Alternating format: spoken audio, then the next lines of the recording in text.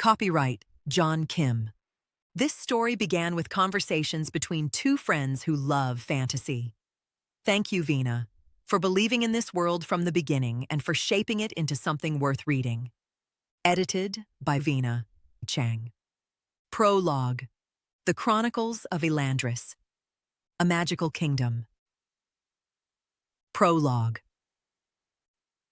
Long, long ago, in a different timeline far away, before your grandmother was born, and before her grandmother was born, and before her grandmother's grandmother was even a twinkle in somebody's eye, the world was a very different place. It was a world of magic. In those days, the sun rose purple instead of gold. Rivers ran with water that tasted of honey. Flowers could sing if you knew the right words, and stars whispered secrets to anyone brave enough to listen. 5 great peoples shared this world. The Elves lived in kingdoms of crystal and moonlight. They were beautiful and clever and could live for thousands of years. They built their houses inside giant mushrooms and lit their streets with fireflies. And they were very, very proud. The humans lived in kingdoms of stone and steel. They were bold and curious and full of ideas. They could not live as long as elves, but they burned brighter, always building, always exploring, always wanting to see what was over the next hill. The Orcs lived in kingdoms of iron and fire. They were fierce and strong, with green skin and mighty tusks. Everyone was afraid of them. But underneath all that armor and all those muscles, the Orcs had their own songs and stories and families, though very few people bothered to find that out. The Dwarves lived in kingdoms deep inside the mountains. They were short and sturdy and stubborn as the stone they carved. They could forge anything: swords that never dulled, gems that glowed with your mood, locks that no thief could ever pick. They kept to themselves mostly. They thought elves were too tall, humans were too hasty, and orcs were too loud. But if you earned a dwarf's trust, and that was no easy thing, you had a friend for life. And the dragons ruled the skies, enormous, ancient, terrifying, beautiful. They answered to no one and feared nothing, except, perhaps, the one being in all the world who had raised the greatest of them from an egg. These 5 peoples did not like each other very much. In fact, they rather strongly disliked each other. The elves thought the humans were reckless. The humans thought the elves were snobs. Dwarves were suspicious of humans and elves. Everyone thought the orcs were monsters. And the dragons thought everyone else was very, very small. There had been wars. So many wars. Wars that lasted centuries. Wars that burned forests and crumbled mountains and turned rivers to dust. Wars so old that nobody could even remember what they had been fighting about in the first place. But through it all, through every battle and every betrayal and every broken promise, there was one power that even the mightiest armies feared: the Shadow Realm. Nobody talked about the Shadow Realm if they could help it. It existed between worlds, in the dark spaces between the stars, in the silence between heartbeats, in the shadows that lingered at the edges of even the brightest room. Its legions had fought all 3 races at once during the ancient Shadow Wars, and won without even trying very hard. And the Shadow Realm had a ruler, the Shadow Emperor. Some said he was a god. Some said he was a demon. Some said he was older than the sun itself. The truth was stranger than any of those things. But that is a story for later. This story, the one you are about to read, begins in the most beautiful elven kingdom of them all, Elandris. It begins with a queen who never smiled, a queen who ruled with an iron fist and a frozen heart, who had done something so terrible that it would bring the whole world crashing down around her. It begins with a secret, and it begins with a princess. She was 8 years old, which means she lived about 80 years in human years. Elves aged much more slowly than humans. She had wild silver curls that never did what they were told, and spring green eyes that saw more than they should. She laughed too loudly and ran too fast, and asked too many questions.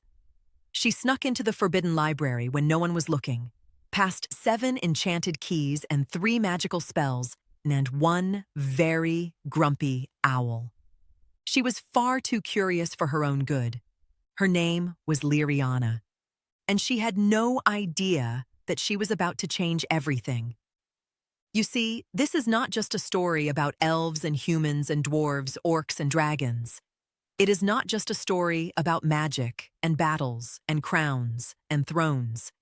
It is a story about what happens when someone very small and very brave chooses to do the right thing, even when the right thing is very, very hard.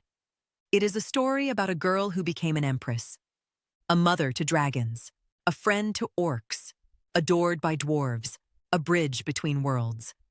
And it is a story about how 4 peoples who hated each other for thousands of years finally learned to live together, not in fear, not in suspicion, but in harmony. But we are getting ahead of ourselves. Let us go back to the beginning, back to a kingdom called Elandris, back to the day the moonflowers bloomed, back to the day everything changed. End of prologue. The story begins. The Chronicles of Elandris, a magical kingdom. Chapter 1. The Queen Who Never Smiled.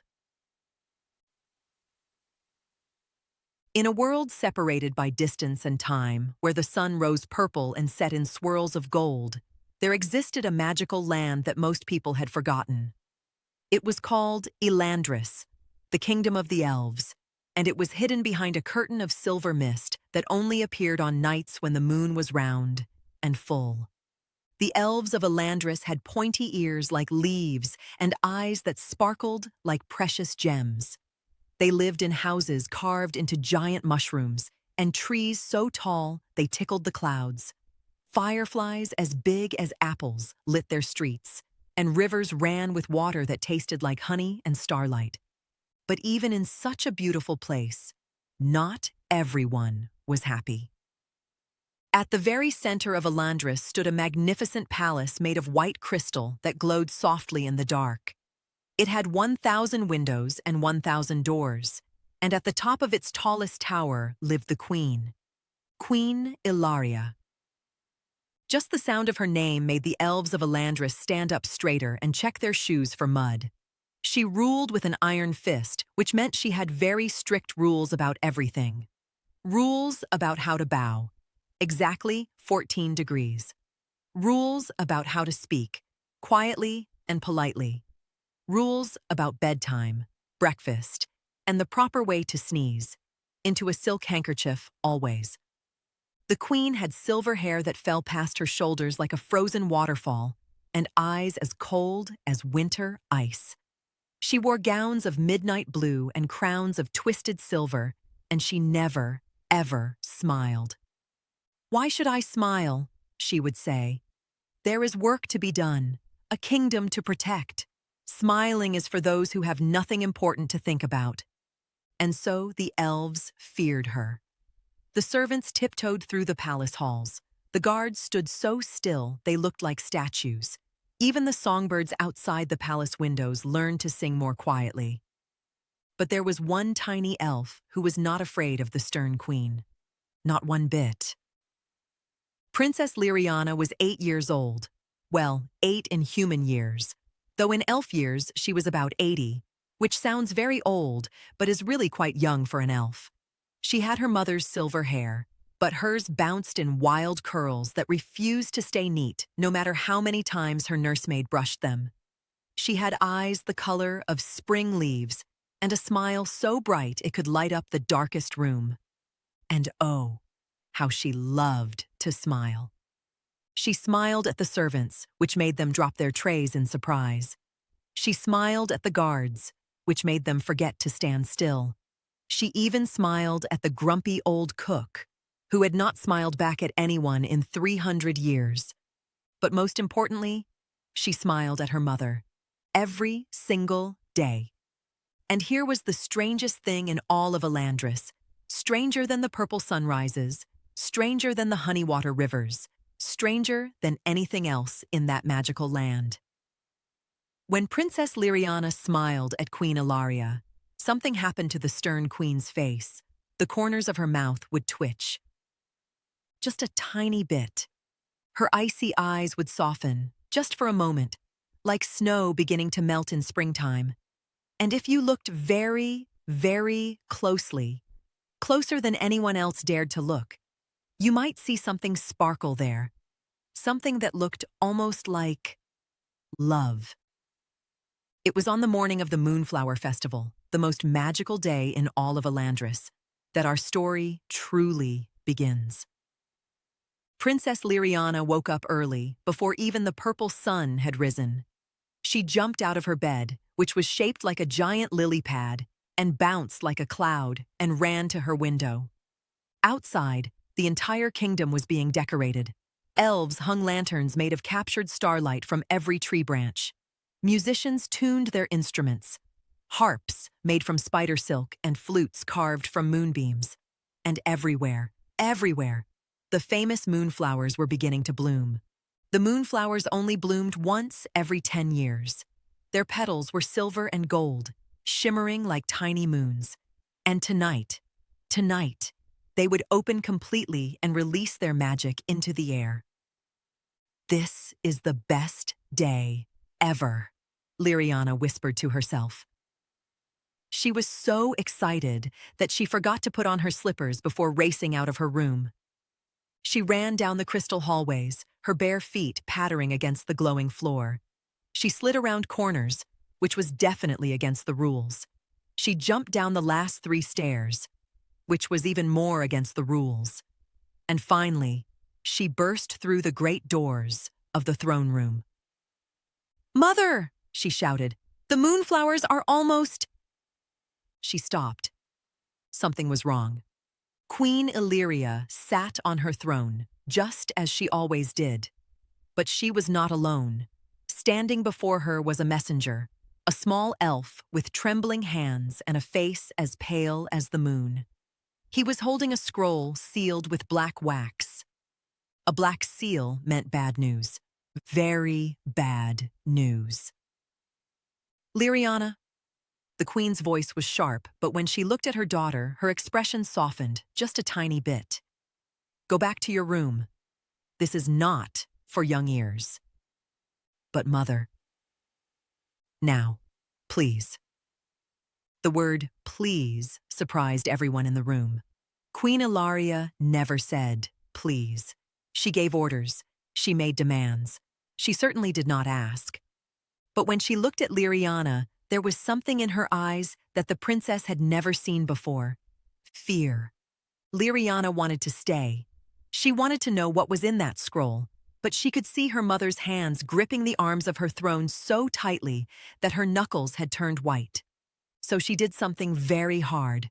She obeyed. "Yes, mother," she whispered. She gave a small bow, somewhere around 14 degrees, and walked slowly out of the throne room. But she did not go back to her room. Instead, she hid behind a tall crystal pillar, pressed her pointed ear against the cold stone, and listened. And what she heard changed everything. End of Chapter 1. To be continued. The Chronicles of Elandris, a Magical Kingdom. Chapter 2. The Queen's Terrible Secret. Lyriana pressed her ear harder against the cold crystal pillar. Her heart was beating so loud she worried the guards might hear it. The messenger's voice was shaking. He sounded like a mouse trying to speak to a lion. "Your Majesty," he began, "the humans have sent their demands." "Demands?" The queen's voice was sharp as a knife. "Humans do not make demands of me." The messenger swallowed hard. Lyriana could hear it from where she hid. They want Princess Lyriana, Your Majesty." Lyriana blood turned to ice. They wanted her? For a long moment there was only silence. Then the queen spoke, and her voice was quieter than Lyriana had ever heard it. "Why?" The messenger unrolled the black-sealed scroll with trembling fingers. They have discovered. They know about the humans you have taken, Your Majesty. The ones you kept as pets. Lyriana's eyes went wide. Pets? Her mother kept humans as pets? The messenger continued reading, his voice barely above a whisper now. They know you took humans from their villages, from their castles, even humans with royal blood, princes and princesses, just like... He stopped, too frightened to finish. Go on, the Queen commanded. They say you played with them, Your Majesty, like toys. And when you grew bored, the messenger's voice cracked. When you grew bored, you had them taken away, in secret, and they were never seen again. Behind the pillar, Lyriana felt like she might be sick. This couldn't be true. Her mother was strict, yes. Cold, yes. Frightening even. But cruel? Truly, terribly cruel. She waited for her mother to deny it, to shout that it was all lies, to send the messenger away for saying such horrible things. But Queen Ilaria said nothing. Nothing at all. And that silence was the worst answer of all. What do they want? The Queen finally asked. Her voice sounded different now. Tired. Old. They promise no war, the messenger read. They promise no revenge. They say the past can stay buried, if you stop. Forever. And my daughter? A hostage, Your Majesty. To make sure you keep your promise. They want... The messenger looked at the scroll again, as if hoping the words might have changed. They want surety. Princess Lyriana must live among the humans. If you ever take another human, she will pay the price. Lyriana covered her mouth with both hands to stop herself from crying out. They wanted to take her away from Elandris, away from her home, away from her mother, to live among strangers who hated her kind. And if I refuse? The Queen asked. The messenger lowered the scroll. When he spoke again, his voice was barely a whisper. War, Your Majesty. All-out war. Not just one human kingdom, all of them. You took children from every kingdom, from the east and west, from the mountains and the shores. They have united against us. Every human kingdom, standing together. The Queen laughed, but it was not a happy sound. Then we will fight. Elandris has never lost a war. The Elven Council will not help us. The messenger's words hung in the air like a dark cloud. What did you say? The Queen's voice was dangerous now. The Council has already been told, Your Majesty. They are displeased. They say what you did breaks the old laws. They say it brings shame upon all elves. The messenger was shaking so hard now that the scroll rattled in his hands. They will not fight beside us. We would stand alone against every human army in the world. Silence. Long and terrible silence. We cannot win that war, the Queen whispered. And for the first time in her long, long life, Queen Ilaria sounded afraid. Behind the pillar, tears streamed down Lyriana's face. She had always known her mother was strict. She had always known the other elves feared her, but she had never known why. Now she did.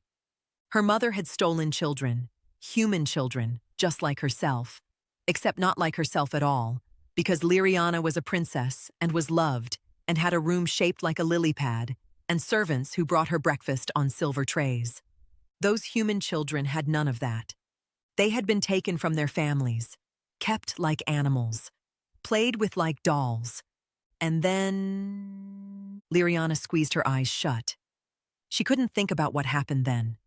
Instead, she thought about the moonflowers outside her window, about how excited she had been just minutes ago, about how the biggest day of the century had turned into the worst day of her life. And then she heard something that made her heart crack right down the middle. Her mother was crying. Queen Ilaria, who never smiled, who never laughed, who ruled with an iron fist and a frozen heart, was crying. "Not my Lyriana," the queen sobbed. "Not my little star. I cannot. I will not." "Your Majesty," the messenger said gently, "there may be no other way. The humans have given us until the last moonflower closes. That is 3 days from now. After that, war begins." 3 days. Lyriana had 3 days left in her home. 3 days to say goodbye to everything she had ever known. Unless a thought flickered in her mind. A tiny, dangerous thought. What if she didn't wait to be handed over like a package? What if she went to the humans herself? What if she could find a way, somehow, some impossible way, to make things right? Lyriana wiped her tears with the back of her hand. She took a deep breath. And for the first time in her life, Princess Lyriana of Elandris made a plan that no one, not even the iron-fisted queen, could stop. End of Chapter 2. To be continued. The Chronicles of Elandris. A Magical Kingdom. Chapter 3. The Truth About Everything. That night, when the moonflowers had opened and the whole kingdom was singing and dancing, Lyriana sat alone in her room. She did not feel like celebrating. Through her window, she could see the silver and gold petals glowing in the darkness. She could hear the music floating up from the streets below. But all she could think about was what she had heard behind that crystal pillar. A soft knock came at her door. Lyriana didn't answer. The door opened anyway. Queen Ilaria stood in the doorway. She was not wearing her crown. Her silver hair hung loose around her shoulders. Without her royal robes, without her cold expression, she looked almost ordinary. She looked like someone's mother. "You heard," the queen said softly. It was not a question. Lyriana nodded. She did not trust her voice. The queen walked slowly across the room and sat down on the edge of Lyriana's lily-pad bed. For a long moment, she said nothing. She just looked out the window at the moonflowers, her eyes far away. "I need to tell you a story," she said at last. "A story I should have told you long ago." "When your father died," the queen began, "something broke inside me." Lyriana looked up. Her mother never talked about her father, never. "He was the kindest elf I ever knew," the queen continued. Her voice was soft, like she was talking to herself. "He made me laugh. He made me smile. When he was gone, it felt like someone had carved a black hole right in the middle of my heart." She pressed her hand against her chest. A hole that nothing could fill. Lyriana felt tears prick her eyes. She had been so young when her father passed. She barely remembered him. Just a warm voice, a gentle hand, a laugh like bells. "At first," the queen said, "I tried to fill that hole with company. I traveled to the human lands. I met humans who were kind and funny, who reminded me of your father. They kept me from feeling so alone." She paused. "But then, I saw things, Lyriana. Terrible things." "What things?" The queen's eyes grew dark. "I saw how some humans treated their own kind. Children locked in towers. Princes and princesses left hungry and cold because their parents were too busy fighting wars. Orphans, with no one to love them. Even royal children, treated worse than we treat our animals." Lyriana's mouth fell open. "I could not stand by and watch," the queen said. "So I took them. I brought them here, to Elandris, where they would be safe, where they would be fed and warm and cared for." But the messenger said, "The messenger only knows what the humans told him." The queen's voice was firm now. "They say I kidnapped their children. They say I kept them as pets. But Lyriana, I saved them. But they said the children disappeared. that they were never seen again. The queen was quiet for a moment. I hid them, she admitted. I hid them so well that not even my own people knew where they were. I was afraid that if anyone found out, they would be sent back. Back to the hunger, back to the cold, back to people who did not love them. Lyriana stared at her mother. They are still alive? All of them. Every single one. Lyriana felt like someone had opened a window in a stuffy room. She could breathe again. The humans were alive. Her mother had not done the terrible thing she feared. But still. Mother, she said slowly, even if you saved them, you still took them away from their families. Some of those families might have loved them very much. They must have been so scared, not knowing where their children were. The queen closed her eyes. I know, she whispered. I know that now. What began as a rescue became something else. Something I could not control. The black hole in my heart. It wanted more. More people to care for. More people who needed me. I told myself I was helping, but perhaps... She took a shaky breath. Perhaps I was only helping myself? A single tear rolled down the queen's cheek. Lyriana had never seen her mother cry before today. Now she had seen it twice. She reached out and took her mother's hand. What do we do now? She asked.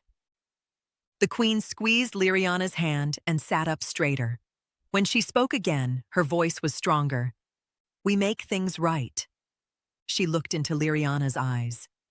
You will not go to the humans as a hostage, my little star. You will go as something much more important. She paused. You will go as an ambassador of goodwill. An ambassador? A peacemaker. A bridge between our world and theirs. The queen stood and walked to the window. You will take all of the humans with you, Lyriana. Every single one. You will return them to their villages, their castles, their families. You will show the human kingdoms that Elandris wants peace, not war. Lyriana's heart began to beat faster. But I will be all alone out there. What if the humans do not believe me? What if they are angry? The queen smiled. Actually smiled. It was small and a little crooked, as if her face had forgotten how to do it. But it was real. You will not be alone, she said. I am sending someone with you, someone very special. She paused. His name is Amon. Amon? He is a friend, a very old friend. The queen's smile grew a little wider. He is human, Lyriana. And more than that, he is human royalty, a prince from a kingdom that no longer exists. The humans will respect him. They will listen to him, and he will keep you safe. Lyriana frowned. If he is human, how can he be your very old friend? Humans only live for Anda is not like other humans. The queen turned back from the window. The moonlight made her silver hair glow like a halo. He looks like a grown man, tall and strong, with kind eyes. But looks can be deceiving, my little star. She leaned close and whispered. Amon is older than any elf alive. Older than me. Older than my mother. And her mother before her. He has walked this world since before Elandris had a name. Lyriana's eyes went wide. How is that possible? That, the queen said, is something you will have to ask him yourself. Amon has many secrets. But this I know for certain. He is good, and he is true, and he will protect you with his life. There is one more thing, the queen added. I will send a report to the Elven Council. I will tell them everything, the truth about what I did and why. I will ask them to send their own representatives with you. That way, the humans will know this is not a trick. They will see that all of Elvenkind stands behind this mission of peace. Lyriana nodded slowly. It was a good plan, a brave plan, but it was also terrifying. She was only 8 years old. She had never left Elandris. She had never met a human. And now she was supposed to travel across the world, return dozens of lost children, and somehow convince angry kings and queens to forgive her mother? It seemed impossible. But then again, so did moonflowers that only bloomed once every 100 years. So did rivers that tasted like honey. So did mothers who never smiled. Until they did. "When do I leave?" Lyriana asked. "Tomorrow morning, at first light." The queen knelt down so they were eye to eye. "But tonight, my little star, we celebrate. The moonflowers only bloom once every 100 years. Let us watch them together. One last time, before everything changes." She held out her hand. Lyriana took it. And as they walked together to the palace balcony, hand in hand, Lyriana thought about the mysterious Aemon. A human who was older than any elf. A prince from a kingdom that no longer existed. A man who was more than human. Who was he, really? And what other secrets did he carry? Tomorrow, she would find out. End of Chapter 3. To be continued. The Chronicles of Elandris. A Magical Kingdom. Chapter 4. The Man Called Aemon. The purple sun rose over Elandris. Lyriana had not slept, not even a little bit. She had spent the whole night watching the moonflowers slowly close their petals, thinking about the journey ahead. And thinking about Aemon. A human older than any elf. A prince from a kingdom that no longer existed. What kind of person could that be? She was about to find out. A servant knocked on her door just as the first rays of purple light touched her window. "Your Highness," the servant said, bowing low, "the Queen summons you to the throne room. Your escort has arrived." Lyriana's heart began to pound. It was time. The throne room felt different this morning. The crystal walls still glowed. The guards still stood like statues. Queen Illyria still sat on her throne, tall and stern. But there was someone new. Someone who made Lyriana stop in her tracks the moment she saw him. He stood at the foot of the throne, a tall man with broad shoulders and a kind face. His hair was dark as midnight, and his eyes were the color of storm clouds. He looked like he might be 30 years old, or maybe 40. It was hard to tell, but it was not his face that made Lyriana stare. It was what he was wearing. The man called Aemon was clad in armor made of mithril, the rarest metal in all the world. It shimmered like captured moonlight, beautiful and deadly.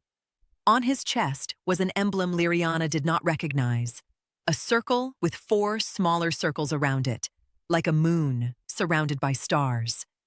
And floating around him, actually floating, like leaves on an invisible wind, were 4 orbs, 4 mithril orbs. They circled him slowly, silently, like tiny moons orbiting a sun. Each one hummed with a soft, strange power that made the air feel electric.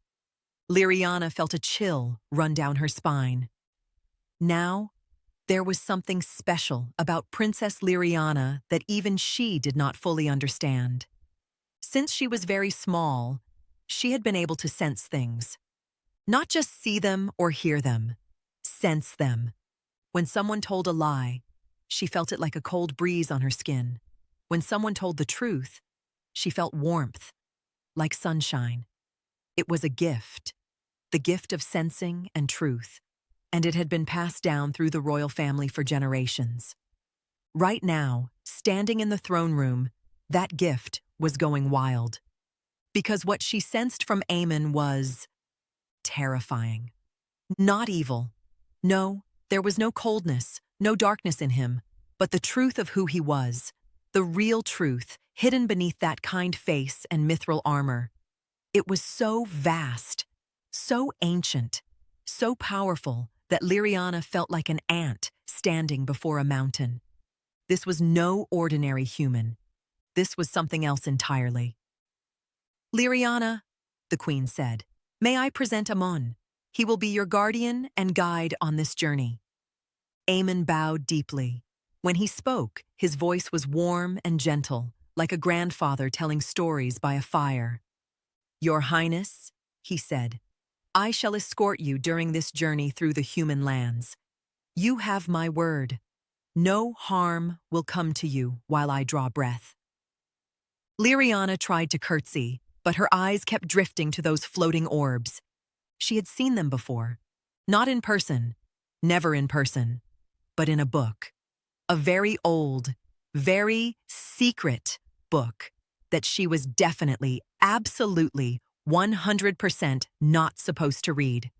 The forbidden section of the royal library was locked with 7 keys, guarded by 3 spells, and protected by a grumpy, enchanted owl named Bartholomew. But Lyriana was curious, and small, and very, very sneaky when she wanted to be. She had read the forbidden books, all of them, and she remembered what she had read about mithril orbs. Before she could stop herself, the words came tumbling out. "4 mithril orbs!" she blurted. "1 for defense against physical attack, 1 for attacking the attacker, 1 for defense against magic, and 1 for magical attacks." The queen's eyes went wide. Aemon's eyebrows rose, but Lyriana could not stop now. The words kept coming, faster and faster, like water pouring from a broken dam. Only shadow beings can control mithril orbs. The books say so. And shadow beings' magic is more ancient than elven magic, more ancient than any magic in the world. Their power comes from the space between stars, from the darkness before the first sunrise. She took a deep breath. "You are not human at all. You are from the shadow realm." Silence. Complete, total silence. Even the guards, who were trained never to move, shifted nervously. Then Aemon did something unexpected. He smiled. "Your Highness is well read," he said. His storm cloud eyes twinkled with something that looked like delight. "Very well read indeed. I am impressed." "Then it is true?" Lyriana whispered. "You are from the shadow realm?" "Yes, Your Highness, I am." Lyriana's mind was racing. If he was from the shadow realm, if he could command 4 orbs, then that meant, "You are the shadow sovereign," she breathed. The words hung in the air like smoke. "The books say only a shadow emperor can command all 4 orbs at once. Anyone else would be destroyed by the power. You are not just from the shadow realm. You are its emperor." Aemon looked at Lyriana for a long moment. The 4 orbs slowed their spinning, as if they too were listening. Then he nodded. "Your Highness speaks truth," he said quietly. "I am what your books call the Shadow Sovereign. I have walked this world since before your kingdom had a name. I have seen empires rise and fall. I have watched mountains crumble into the sea." He knelt down so that he was eye level with Lyriana. "But I am also human, Your Highness. Born of a human mother, with a human heart. I was a prince once, long ago, in a kingdom that time has forgotten. The Shadow Realm chose me, gave me its power, and made me its voice in this world. But I have never stopped being what I was born to be." "What were you born to be?" Lyriana asked. "A protector," Aemon said simply. "A guardian. Someone who stands between the innocent and those who would do them harm." He smiled again, and this time Lyriana felt warmth from her gift. The warmth of pure, shining truth. "That is what I will be for you, Princess Lyriana. Not a king, not a sovereign, just a guardian who will keep you safe." Lyriana thought about the forbidden books, about all the terrible things they said about shadow beings, that they were monsters, that they stole souls, that they brought only darkness and destruction. "But the books say shadow beings are dangerous," she said slowly. "They say your kind cannot be trusted." Aemon nodded thoughtfully. "Your Highness," he said, Not everything that is written in books is real. He paused. But not everything written in books is false, either. Lyriana frowned. That was a strange answer. What does that mean? It means that some shadow beings have done terrible things, just as some elves have done terrible things, just as some humans have done terrible things. He glanced at the queen, just for a moment, then back to Lyriana. But it also means that some shadow beings have done wonderful things. The truth is never simple, Your Highness. The truth is always somewhere in between. Lyriana thought about her mother, about how she had taken human children, which was wrong, but had also saved them from cruelty, which was right, about how the same person could do both good and bad things. Maybe Aemon was right. Maybe the truth really was somewhere in between. The queen rose from her throne. "It is time," she said.